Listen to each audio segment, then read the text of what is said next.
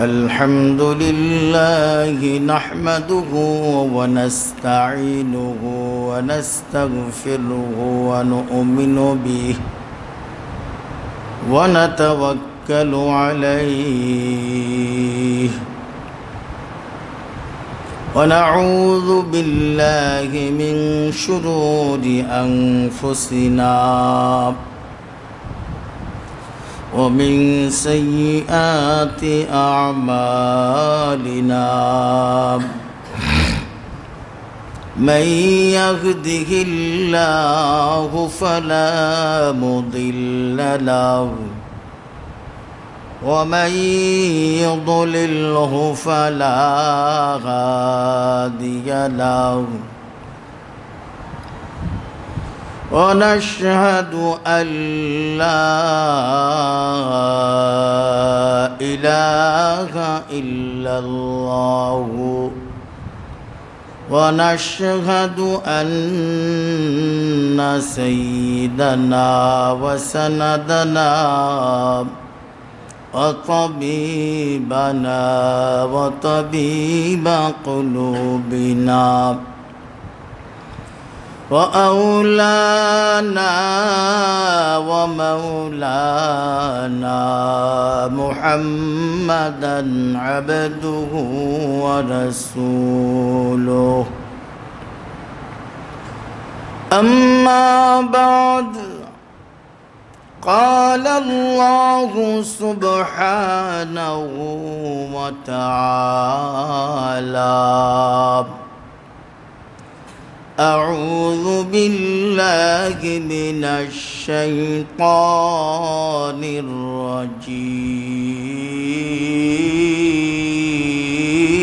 الرجيم بسم الله الرحمن الرحيم إن الله يأمر بالعدل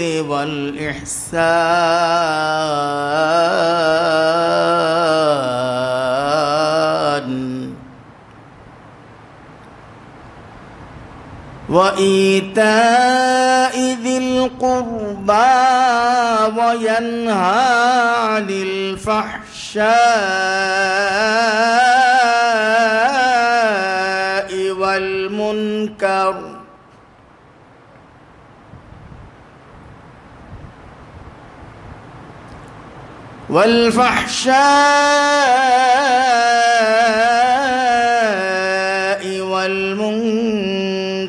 والبغي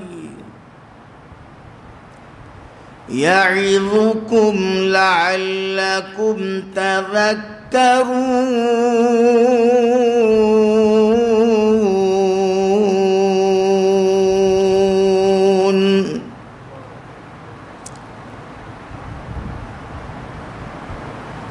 وقال النبي صلى الله عليه وسلم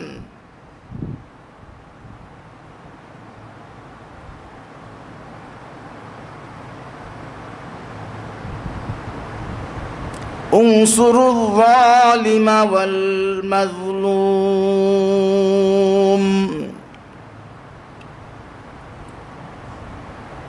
إلى آخر الحديث الشريف.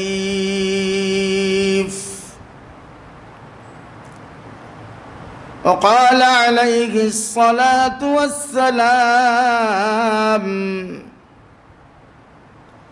اتقي دعوة المظلوم أو كما قال عليه الصلاة والسلام.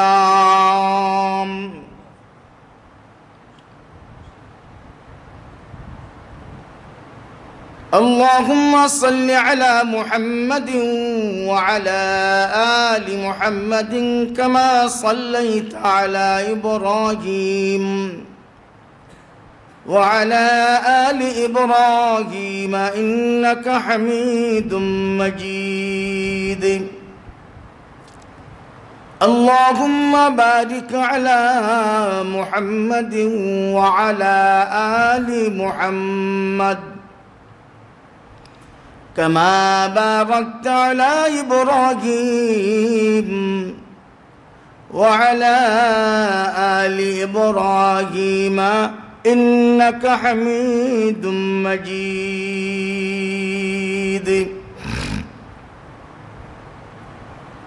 سبحانك لا علم لنا إلا ما علمتنا إنك أنت العليم الحكيم رب اشرح لي صدري ويسر لي أمري واحلل عقدة من لساني يفقهوا قولي الحمد لله ثم الحمد لله আল্লাহ সুবহানাহু ওয়া তাআলার অশেষ মেহেরবানি এবং দয়া যে মহান সত্তা দয়াময় আল্লাহ আমাদেরকে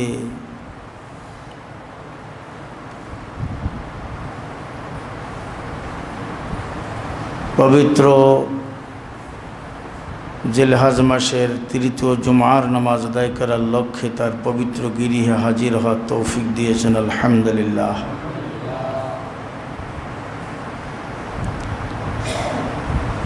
আমরা জান্নাতীদের বৈশিষ্ট্যের ধারাবাহিক আলোচনার এক পর্যায়ে সূরাতুন নাহলের ৯০ নম্বর আয়াত প্রসঙ্গে আলোচনা করছিলাম।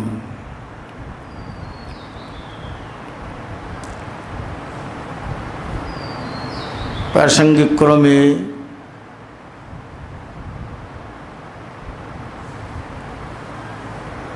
মৌসুমি আলোচনা হিসেবে জিলহজ মাস সংশ্লিষ্ট কিছু আলোচনা ইতিপূর্বে কয়েক জুমা ব্যাপী করতে হয়েছে। যে আলোচনায় আসলে হোক না কেন সবই জান্নাতেরই আলোচনা, জাহান্নাম থেকে বাঁচার আলোচনা, কোরআন হাদিসের আলোচনা,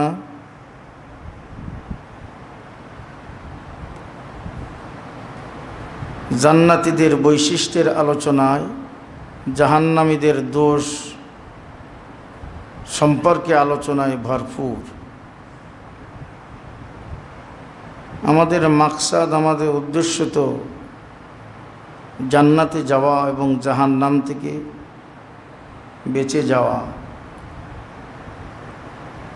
জান্নাতে যাওয়ার পরে আরও অনেক আশা আছে, আকাঙ্ক্ষা আছে।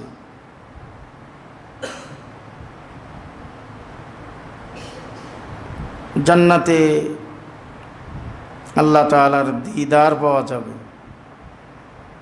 আল্লাহ তাআলার সাক্ষাৎ পাওয়া যাবে।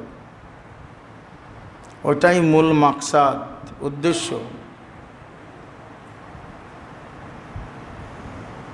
আল্লাহ তাআলার দিদার জান্নাতে যাওয়া ছাড়া পাওয়া যাবে না। সরাসরি আল্লাহ তাআলাকে দেখতে পাওয়া যাবে। নবী করিম সাল্লাল্লাহু আলাইহি ওয়াসাল্লাম বলেন, জান্নাতীরা আল্লাহ তাআলাকে ওইভাবেই দেখবে, আল্লাহ তাআলাকে ওইভাবেই দেখা যাবে যেমন পূর্ণিমার রাতে চতুর্দশীর চাঁদ, মধ্য মাসের রাতের চাঁদ যেমন দুনিয়াবাসী সুস্পষ্টভাবে প্রত্যেকেই দেখতে পায়, জান্নাতীরা আল্লাহ তাআলাকে ওইভাবেই সরাসরি সুস্পষ্টভাবে দেখতে পারবে। সেই চোখ আল্লাহ তাআলা সেদিন দান করবেন। দুনিয়াতে সেই চোখ আল্লাহ তাআলা দেননি। আল্লাহ পাক রব্বুল আলামিন আমাদের সকলকে জান্নাতি হওয়ার তৌফিক দান করেন। জান্নাতে যাওয়ার জন্য যা কিছু করণীয় করার তৌফিক দান করেন, জানার তৌফিক দান করেন, মানার তৌফিক দান করেন। জাহান্নামের মানুষদের দোষ যেগুলো সেগুলো থেকে আমাদেরকে আত্মরক্ষা করার তৌফিক দান করেন। জান্নাতে গিয়ে মহান মালিকের দিদার যেন আমাদের সকলের নসিব হয়, আমিন।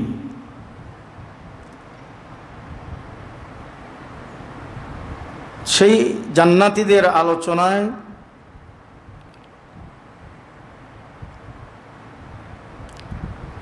দুটি গুরুত্বপূর্ণ বিষয়, একটি হলো কিছু বর্জনীয় আর কিছু অর্জনীয়। বর্জনীয় যেগুলো সেগুলো জাহান্নামীদের কর্মকাণ্ড, পাপ, গুনাহ, অন্যায়। আর যেগুলো অর্জনীয় সেগুলো জান্নাতীদের বৈশিষ্ট্য। তবে এখানে একটি আরেকটির বিপরীত।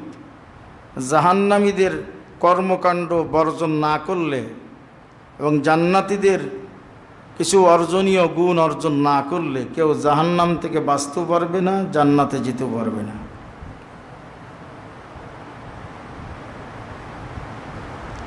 আল্লাহ পাক রব্বুল আলামিন তেলাওয়াতকৃত 16 নম্বর সূরার 90 নম্বর আয়াত, সূরাতুন নাহলের 90 নম্বর আয়াতে আল্লাহ তাআলা জান্নাতি এবং জাহান্নামীদের দোষ গুণ বর্ণনা করছেন খুব সংক্ষেপে। সূরাতুল ফুরকানের 63 নম্বর আয়াত থেকে নিয়ে কিছুটা বিস্তারিত আলোচনা করেছেন। আর সূরাতুন নাহলে বা বিভিন্ন আয়াতে এইভাবে জাহান্নামীদের দোষ সংক্ষেপে, জান্নাতীদের গুণ সংক্ষেপে বিভিন্ন জায়গায় বিভিন্ন আঙ্গিকে আল্লাহ তাআলা উল্লেখ করেছেন।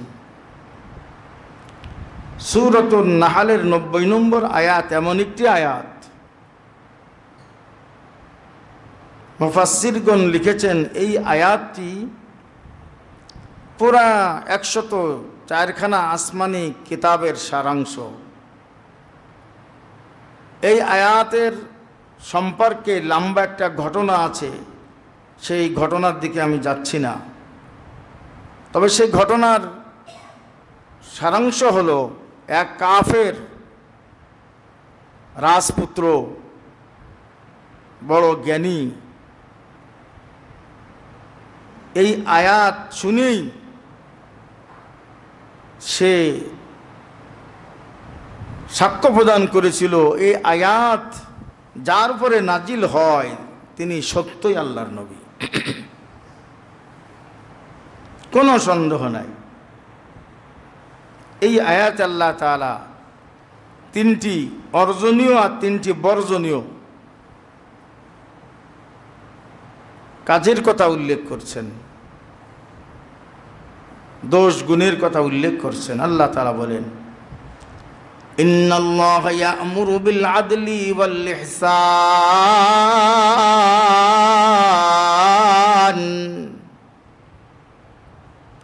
ইন্না মানে নিশ্চয়ই, আল্লাহ মানে আল্লাহ তাআলা, ইন্নাল্লাহা নিশ্চয়ই আল্লাহ তাআলা, ইয়া'মুরু তিনি নির্দেশ প্রদান করেন, বিল আদলি আদল সম্পর্কে, ওয়াল ইহসান এবং ইহসান সম্পর্কে।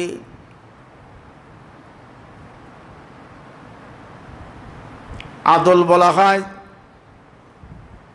যার যতটুকু পাওনা, জরুরি পাওনা, এই পাওনাটুকু দিয়ে দেওয়া, যার যতটুকু জরুরি হক সে হক আদায় করা। আর ইহসান বলা হয় জরুরি পাওনার অতিরিক্ত কিছু পাওনা তাকে দিয়ে দেওয়া, এর নাম ইহসান। এই দুইটি হলো মূল জান্নাতীদের মূল বৈশিষ্ট্য। কম্পালসারিগুলো আমল করবে, ঐচ্ছিক যত যা কিছু আছে তার উপরও আমল করবে, যার যেটা পাওনা সে পাওনা পাই টু পাই বুঝে দিবে।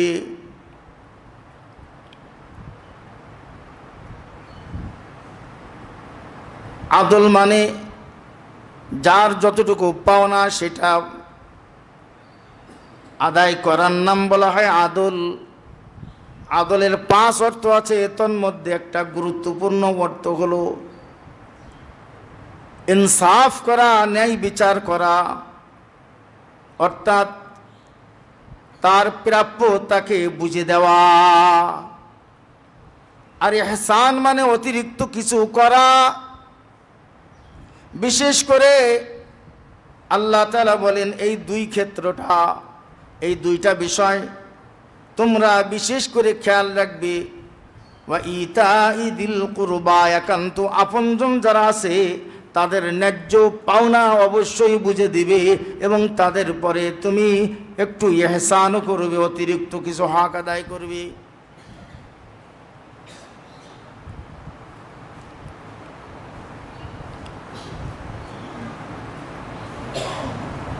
ওয়ায়ানহা আনিল ফাহশাই ওয়াল মুনকারি ওয়াল বাগি,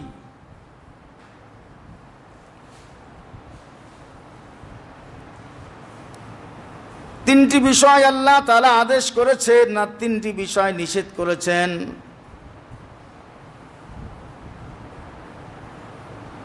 নিষিদ্ধ তিনটি বিষয়ের 1 নম্বর হলো ওয়ায়ানহা আনিল ফাহশাই, নির্লজ্জ যত পাপ আর গুনাহ আছে, যে গুনাহগুলো মানুষ প্রকাশ্যে করে না বরং গোপনে করে, ওই গোপন গুনাহগুলো থেকে দূরে থাকা।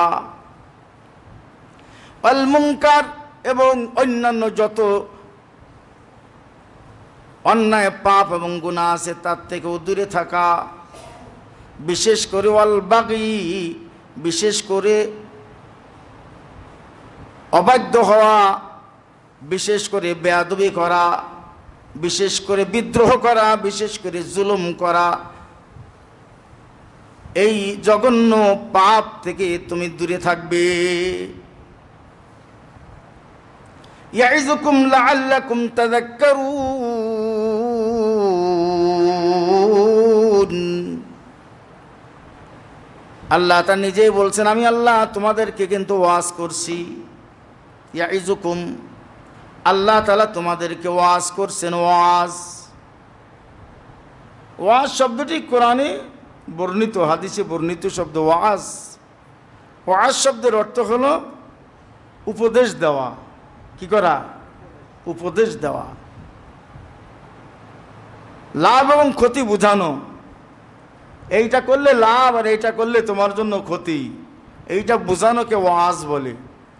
আল্লাহ তাআলা নিজেই বলেছেন ইয়াইযুকুম, আল্লাহ তোমাদেরকে কিন্তু ওয়াজ করছেন। তাহলে ওয়াজ করা এটা জায়েজ না? না জায়েজ? জায়েজ শুধু না, আল্লাহ তাআলার একটা বৈশিষ্ট্য, আল্লাহ তাআলা নিজেই ওয়াজ করছেন। সুবহানাল্লাহ। দুনিয়াতে যারা ওয়াজ মাহফিল বন্ধ করতে চায় তারা আসলে কি করে? আল্লাহ তাআলার সঙ্গে যুদ্ধে লিপ্ত হয়। ওয়াজ তো আল্লাহর কাজ, কোরআন হাদিসের আলোচনা এটা ওয়াজ। এইটা যারা নিজেদের বিরুদ্ধে যায় বলে এই ওয়াজ বন্ধ করার পায়তারা করে, চক্রান্ত করে, ষড়যন্ত্র করে, নিষেধ করে, বক্তাকে কানে কানে বলে এটা কিন্তু বলবেন না, বা আগের থেকে স্লিপ দেয়, হুজুর এই এলাকায় একটু ঝামেলা আছে, অমুক বিষয়ে জামাল আছে, এই বিষয়ে আলোচনা না করলে ভালো হয়, এটা ভদ্রতার সাথে বলে। প্রকারান্তরে আসলে তারা নিজের লাভ ক্ষতি বুঝে না, নিজের ভালো চায় না, মঙ্গল চায় না। ডাক্তার যদি আপনার রোগের কথা বলে দেয়, আপনার রোগ যদি ধরে দেয়, তা ডাক্তারের পর আপনি রাগ করবেন না সাধুবাদ জানাবেন? কি বলেন? সবাই একমত? ডাক্তার চেনেন না আপনারা? ডাক্তার যদি আপনার রোগ ধরে দেয় তা আপনি রাগ করবেন? আচ্ছা, ডাক্তারের কাছে গেলেন না, এমনি আপনার রোগ ধরে দিল, ডাক্তারের কাছে গেলে তো ভিজিট দেওয়া লাগে নাকি? আর যে ফাও আপনারা যদি রোগ ধরে দেয় তাহলে আপনি কি খুশি কম হন না বেশি হন? তা দেখের রোগের কথা যদি কেউ বলে দেয়, আপনার সমস্যা আপনাকে চোখে আঙ্গুল দিয়ে ধরিয়ে দেয়, আপনি রাগ না করে বরং খুশি হন, তাহলে আপনার যে রোগের কারণে দুনিয়াতে ক্ষতি না আখিরাতে ক্ষতি, সেই রোগ যদি কেউ ধরে দেয়, কোনো বক্তা, কোনো আলেম, কোনো মুফতি, কোনো মুহাদ্দিস, কোনো পীর, কোনো মাশায়েখ, কোনো ইমাম, কোনো খতিব, তাহলে আপনি রাগ করেন কেন? কেন রাগ করেন? এটা কোরআন হাদিসের কথা, তো কোরআন হাদিসের বাইরে তো কোনো কথা তিনি বলছেন না, বলেন না। কাজেই যারা ওয়াজ মাহফিল বন্ধ করার স্বপ্ন দেখেন, চিন্তা ভাবনা করেন, তারা চরিত্র পাল্টান, নইলে আপনার ক্ষতি আপনি করবেন। এই এমন এক আগুন আপনি জ্বালালেন যে আগুনে আপনি জ্বলে পুড়ে সারকার হবেন। কোনোদিন কোনো বক্তার মুখে তালাবদ্ধ করতে নাই। কোরআন হাদিসের কথা যদি হয়, উনি বলে যাক, আমি মানতে পারছি না, এটা আমার ব্যর্থতা, নাকি বলেন? এটা আমার অযোগ্যতা, আমার ব্যর্থতা, আমার মূর্খতা। কিন্তু কোরআন হাদিসের ওয়াজ বন্ধ করার ক্ষমতা দুনিয়ার কোনো মানুষের নাই। আল্লাহ পাক রব্বুল আলামিন তাই বলছেন, ইয়াইযুকুম লাআল্লাকুম তাযাক্কারুন। ইয়াইযুকুম, আল্লাহ তাআলা তোমাদেরকে ওয়াজ করছেন, লাআল্লাকুম, যেন তোমরা তাযাক্কারুন, তোমরা এখান থেকে শিক্ষা নিতে পারো। শিক্ষা যে নেয় সে সৌভাগ্যবান, যে শিক্ষা নেয় না সে হতভাগ্য। সামনে দেখলাম একজন ওভারলোডিংয়ের কারণে, বেশি বোঝা চাপানোর কারণে অথবা এক্সেস ড্রাইভিংয়ের কারণে সে হঠাৎ করে অ্যাক্সিডেন্টের শিকার হয়ে গেছে। রাস্তা পিচ্ছিল, আপনাকে সতর্ক করার পরেও যদি আপনি পিচ্ছিল রাস্তায় সতর্কতার সঙ্গে ড্রাইভিং না করে যদি আপনার মতো স্বেচ্ছাচারিতার সঙ্গে ড্রাইভিং করেন, অবশ্যই আপনি সেখানে অ্যাক্সিডেন্ট করে মাথা ফাটাবেন, হাত পা ভাঙবেন। বিগত কিছুদিন আগে নাবারণী মার কাছে বয়ান করে আসতেছিলাম, রাত গভীর হয়ে গেছিল। ওই দিন রাত্রেবেলায় বৃষ্টি হলো প্রচণ্ড। এই হাড়িখালি এলাকায় ঢোকার একটু আগে আমাদের সামনের দিক থেকে একটা মোটরসাইকেলওয়ালা সে বলছে যে সামনে কিন্তু ওই হাড়িখালির ওখানে প্রচণ্ড কাদা হয়েছে, সেইভাবে যেয়েন। কিন্তু আমার ড্রাইভার যিনি ছিলেন তিনি সতর্কতার সাথে চালাচ্ছেন, তারপরও আমার ভয় লাগছিল, হাইরে যদি স্লিপ করে, কারণ ইতিপূর্বে 3 বার মোটরসাইকেলের মরণ অ্যাক্সিডেন্ট হয়েছে। মোটরসাইকেলের অ্যাক্সিডেন্ট, যার নাম মানুষে দিচ্ছে অনেকেই মরণ সাইকেল। যার অ্যাক্সিডেন্ট আগে ঘটছে তার ভয় লাগবে কি লাগবে না? কাদার কথা শুনি বলেন দেখি। প্যারা হাজিরিন, আল্লাহ পাক রব্বুল আলামিন বলেন, তোমাদেরকে জান্নাত জাহান্নামের ওয়াজ করা হচ্ছে, কোনটা ভালো কোনটা মন্দ এটা তোমাদেরকে বলা হচ্ছে। এই রাস্তায় চললে তুমি জান্নাতি হবে, আর এই রাস্তায় চললে তুমি জাহান্নামী হবে। এত কিছু বলার পরেও যদি কেউ সতর্ক না হয়, আমার আল্লাহ বলেন, আল্লাহু গনিয়ুন হামিদ,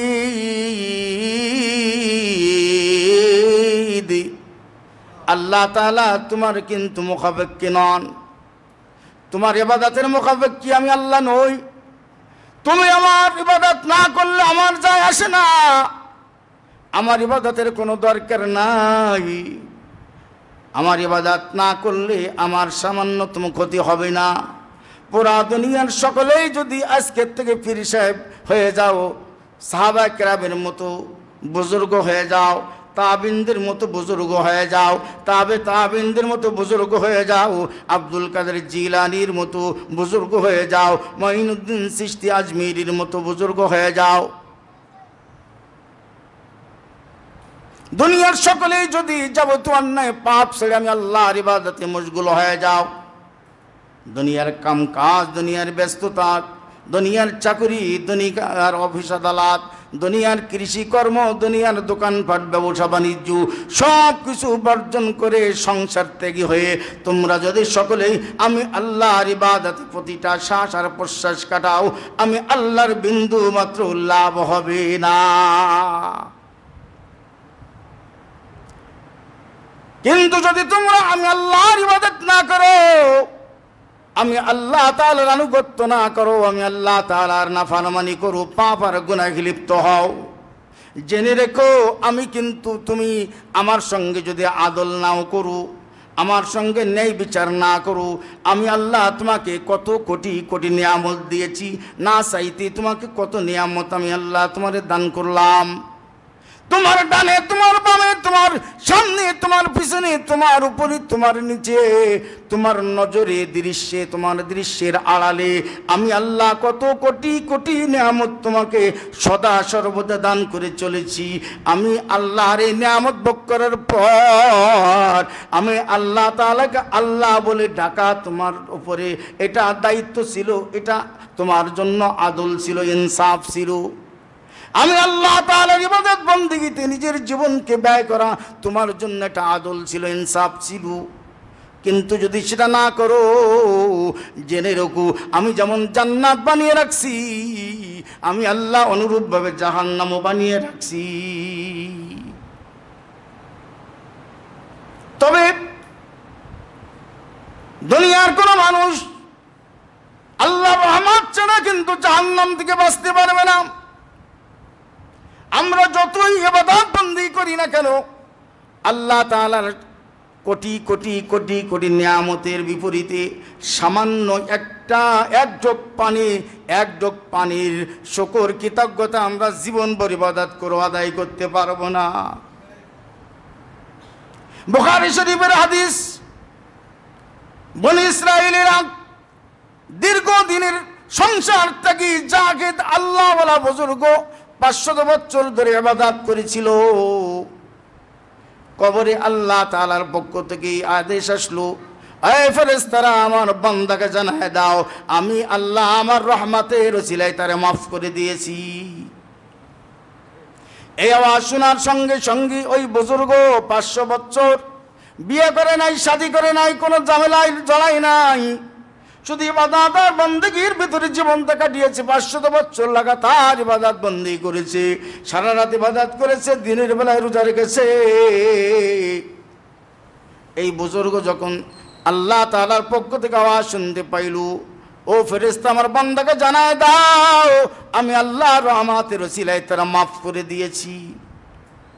বুজুর্গ মনে মনে চিন্তা করলো, হায় রহমতের ওসিলায় যদি মাফ পাইতে হয় তাহলে 500 বছর এত খাটনি কেন খাটলাম, এত কষ্ট কেন করলাম, এত রাত কেন জাগলাম, এত খানা পিনা, এত আনন্দ ফুর্তি কেন বর্জন করলাম।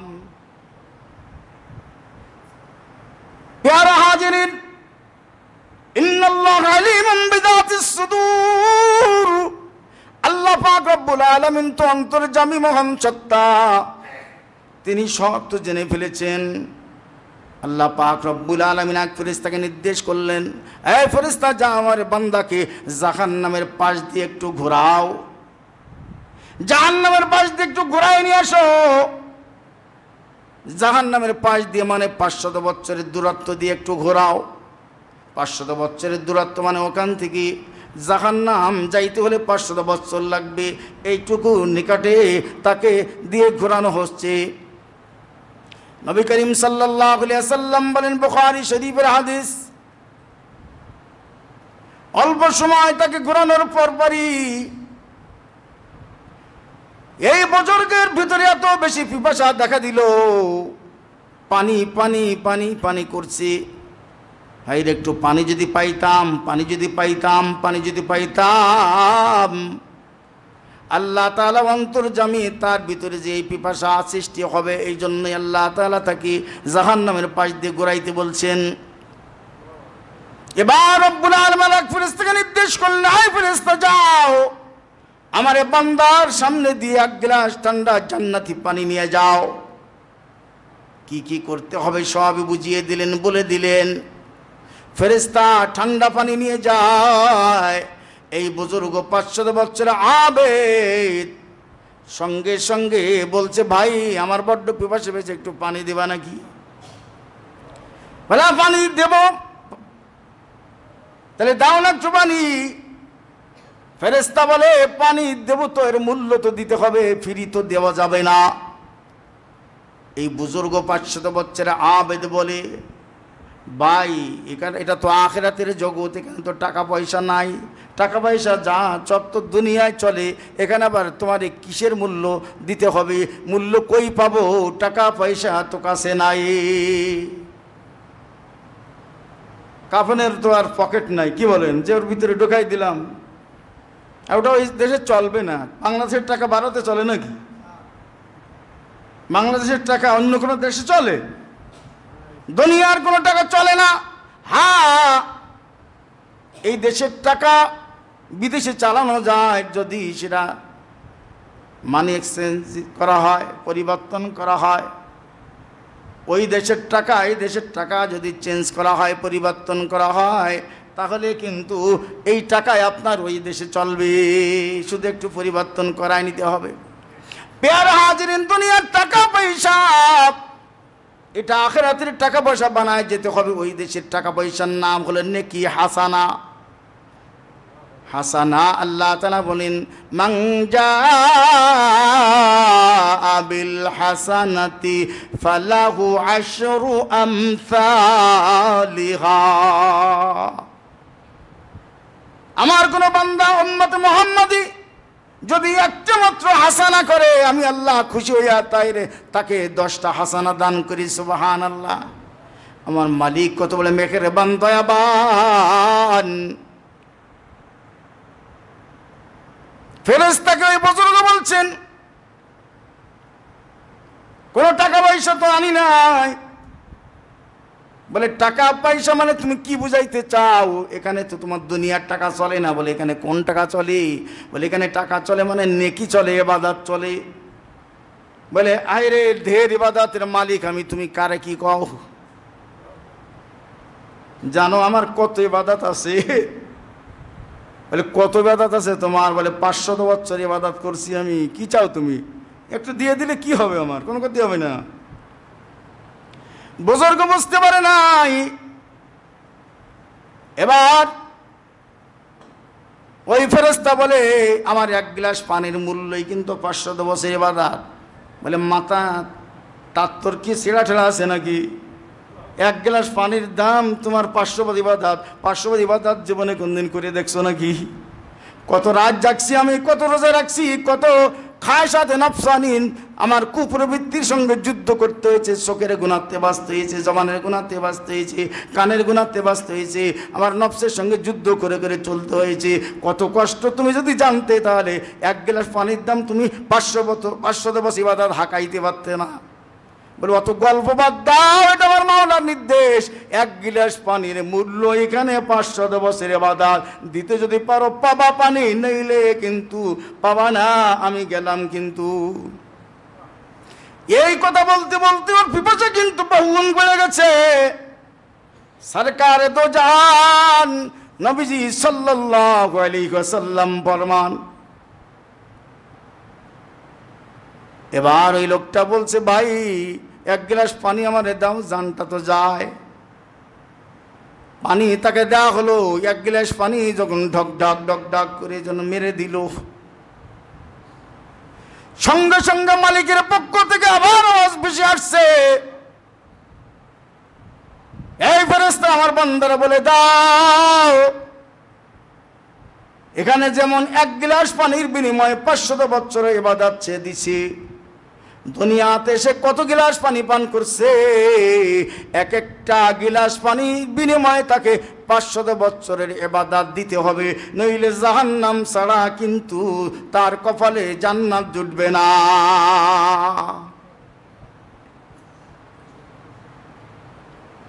প্যারা হাজিরিন, এই কথা শোনার সঙ্গে সঙ্গে 500 বছরের আবেদ বেহুশ হয়ে গেছে, মাথা ঘুরে পড়ে গেছে। নবী আমার সাল্লাল্লাহু আলাইহি ওয়াসাল্লাম শোনান, আল্লাহর হাবিব সাল্লাল্লাহু আলাইহি সাল্লাম এই কথা বলতে যে কেঁদে দিছিলেন। হায়, এক গিলাস পানি যদি 500 বছর ইবাদত তার মূল্য হয়, দুনিয়াতে কত কত নিয়ামত ভোগ করলাম। আমার আল্লাহ বলেন, সুম্মা লা তুসআলুন্না ইয়াওমা ইযিন আনিন নাঈম।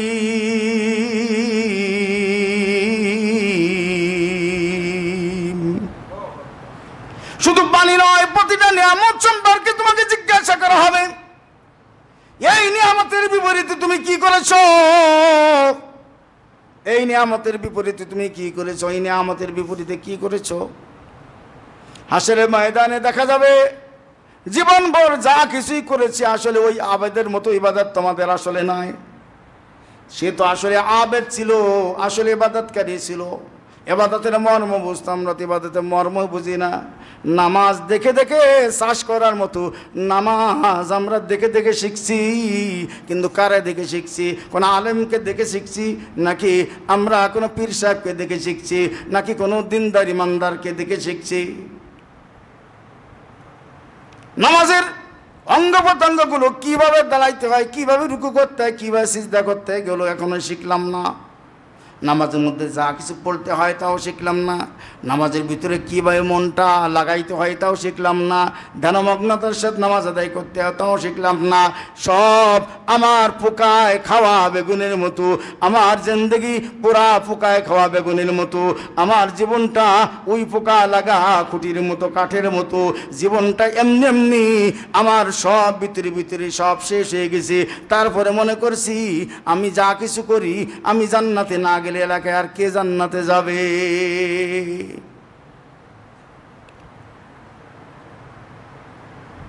আল্লাহ তাআলার পক্ষ থেকে পুনরায় আওয়াজ বেশি আসলো, ফেরেশতারা আমার এই বান্দাকে জানায় দাও, আমি আল্লাহ তার জীবনে যা কিছু করণীয় ছিল সে তো করতে পারে নাই, তবে আমি আল্লাহ সে যতটুক যা করেছে এরপরে খুশি হইয়া তার জিন্দেগির সব অপরাধ মাফ করে দিলাম, আমার রহমত রসিলাতে ক্ষমা করে দিলাম।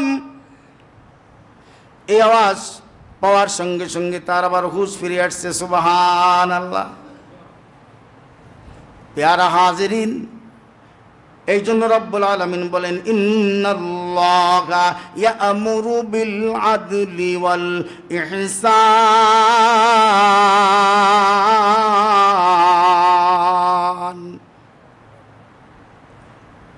যার যতটুক পাওনা সেটুক তো তোমার দেওয়াই লাগবে, আর যদি অতিরিক্ত কিছু চাও তাহলে অতিরিক্ত কিছু করা লাগবে, দেওয়া লাগবে।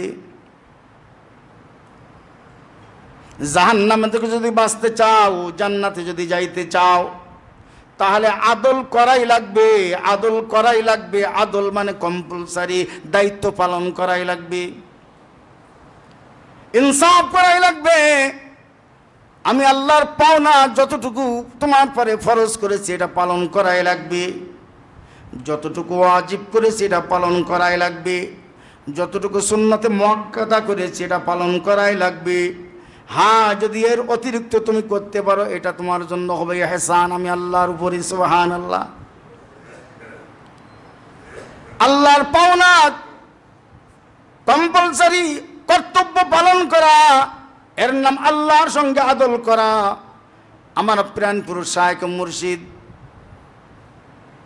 আমার উস্তাদ, আমার শায়েখ, আমার আধ্যাত্মিক রাহবার, তার কাছে আমি হাদিসও পড়েছি, তার কাছে আমি মুফতিও পড়েছি, তার কাছে তাফসিরও পড়েছি, আলহামদুলিল্লাহ। অনেকে মনে করেন উস্তাদের নাম কেন বলে, শায়েখের নাম কেন বলে? ও বন্ধু, কোরআন হাদিস নিজে নিজে বোঝা যায় না, শিক্ষক আর দীক্ষক ছাড়া কোরআন হাদিস কোনো দিন বোঝা যায় না। যারা নিজে নিজে ড্রাইভারি শিখতে গেছি তারা হাত পা না ভেঙ্গে কিন্তু তাদের কুল কিনারা কোনো দিন হয় নাই। কোরআন হাদিস নিজে নিজে বুঝতে যাওয়া মানে ড্রাইভারি না শিখে ড্রাইভারি করতে যাওয়া। কোরআন হাদিস নিজে নিজে বুঝতে যাওয়া মানে রান্না রাঁধুনির কাছে না শিখে নিজে নিজে বিরিয়ানি রাঁধতে বসে যাওয়া। কোরআন হাদিস নিজে নিজে বুঝতে যাওয়া মানে ডাক্তারি না শিখে নিজেই নিজের বুদ্ধিমতো ডাক্তারি শুরু করে দেওয়া। কোরআন হাদিস নিজে যে বোঝার অর্থ হলো ইঞ্জিনিয়ারিং না শিখে নিজে নিজে ইঞ্জিনিয়ারিং ফর্মুলা বলতে শুরু করে দেওয়া।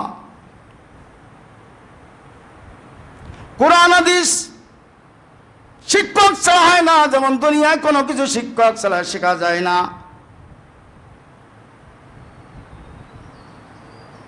কোরআন হাদিসের অর্থ আবার অনেক প্রকার হয়। শাব্দিক অর্থ আছে ইবারাতুন নাস, যেটা শাব্দিক অর্থ এছাড়া আরো 3 প্রকার অর্থ আছে। তার একটা হলো দালালাতুন নাস, আর একটা ইশারাতুন নাস, আর একটা ইক্তিজাউন নাস। একই শব্দের থেকে 4 রকমের অর্থ বের হইতে পারে। আপনি তো শুধু ভাষা শিখে শাব্দিক অর্থ বের করতে শিখেছেন, কিন্তু ভিতরে যারা 3 প্রকার অর্থ লুকায়িত আছে এটা তো আপনাকে শেখা হয় নাই। दरे राज़े शरीयत खोलती है, ज़बाने इश्क जब कुछ बोलती है, खरद है माँ बेहैरत उस ज़बा से, बयां करती है जो आग फुगा से।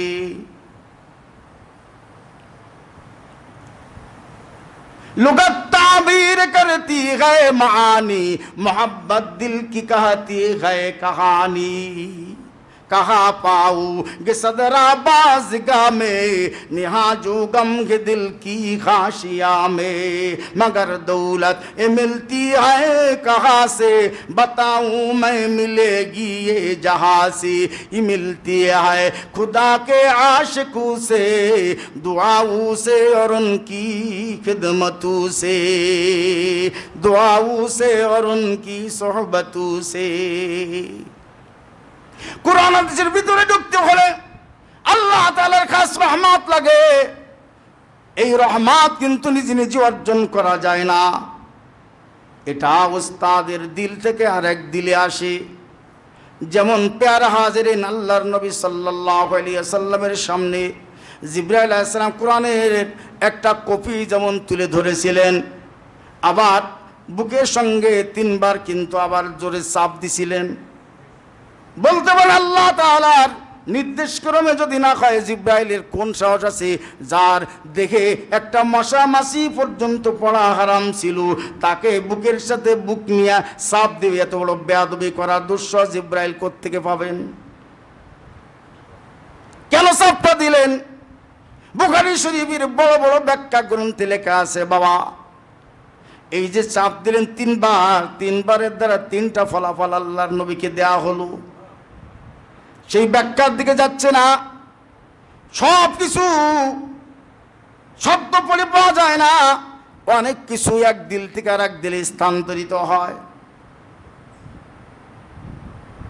আপনি এক জায়গায় গেছেন, তো একটা ওয়াজ বা গজল ইসলামী সঙ্গীত খুব ভাল লাগছে, আপনার শুনছেন, একজন ছেড়ে দিছে, বলছি এই গজলটা খুব ভালো লাগছে, তো আমার তো টাইম নাই, তো কি করা যায়? বলে স্যার আপনার মোবাইল আছে না, আমি মোবাইলে দিয়ে দিচ্ছি। কথা কয় না, এই ব্যবস্থা দুনিয়া আছে কাছে না? বলি একটা কেন, যত এইরকম বহু ভালো ভালো জিনিস আছে, আমি সব একসঙ্গে দিয়ে দিয়ে শেয়ারিটি দিয়ে দিচ্ছি। সুবহানাল্লাহ বলেন। প্যারা হাজির, দুনিয়ার মানুষ খুলিকাল ইনসান দাইফা, এই দুনিয়ার মানুষকে আল্লাহ তাআলা দুর্বল করে সৃষ্টি করেছেন। আমার আল্লাহ নিজে বলছেন, সেই দুর্বল মানুষ যদি এত কিছু আবিষ্কার করতে পারেন, আমার আল্লাহর কুদরতি ক্ষমতায় কত কিছু থাকতে পারে।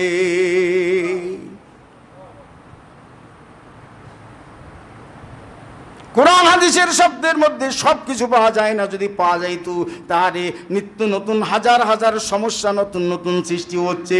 এই সমস্যার কথা কোরআন হাদিসে আপনি খুঁজে পাবেন না। ও বন্ধু, মোবাইলের নাম কোরআন হাদিসে নাই।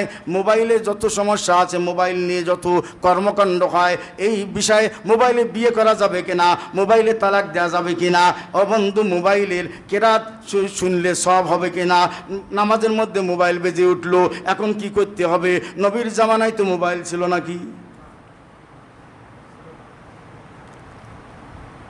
সব সমস্যা সমস্যার সমাধান কোরআন হাদিসে সরাসরি নাই, হ্যাঁ আছে, মূলনীতি আছে কিছু। ওই মূলনীতি বুঝার ক্ষমতা দুনিয়ার সাধারণ মৌলবী, আলেম, মুফতি, মুহাদ্দিসেরও নাই। এটা আল্লাহ তাআলা এই যোগ্যতা দিয়েছিলেন বিজ্ঞ মুস্তাহিদ ওলামায়ে কেরাম, ফুকাহে এজাম, যারা উম্মতের শীর্ষস্থানীয় কিছু গবেষক, যাদেরকে মুস্তাহিদ বলা হয়। মুস্তাহিদ দাবি করলে হয় না, 3 লক্ষ সনদ সহ হাদিস মুখস্থ থাকা লাগবে, 1 নম্বর শর্ত। এই জামানা 3 লক্ষ কেন, 300 হাদিস কয় মৌলবীর মুখস্থ আছে বলেন? আবার বড় বড় পণ্ডিত মুস্তাহিদ, ইমাম আবু হানিফার ভুল ধরে, ইমাম মালিকের ভুল ধরে, ইমাম শাফির ভুল ধরে, ইমাম আহমদ বিন হাম্বলের ভুল ধরে। কি যে বোঝে না, এটাই বোঝে না। প্যারা হাজিন আল্লাহ তাআলা ইন্নাল্লাহা ইয়ামুরু বিল আদলি ওয়াল ইহসান, যদি জান্নাতে যাইতে চাও তাহলে আমি আল্লাহর সঙ্গে আদল করো, আমি আল্লাহর সঙ্গে ন্যায় বিচার করো, আমি আল্লাহর যতটুক পাওনা এতটুকু বুঝে দাও, আমার নবীর পাওনা বুঝে দাও, তোমার মা বাপের ন্যায্য অধিকার বুঝে যাও, তোমার ভাই বোনের ন্যায্য অধিকার বুঝে যাও, তোমার অধীনস্থদের তোমার ন্যায্য অধিকার বুঝে যাও, তোমার পড়শিদের ন্যায্য অধিকার তুমি বুঝে দাও। ন্যায্য অধিকার বুঝে দেওয়ার পর যদি পারো আরো একটু বেশি করে দাও, এর নাম হইল ইহসান। শুধু আল্লাহর হক আদায় করলে হবে না, নবীর হক আদায় করতে হবে।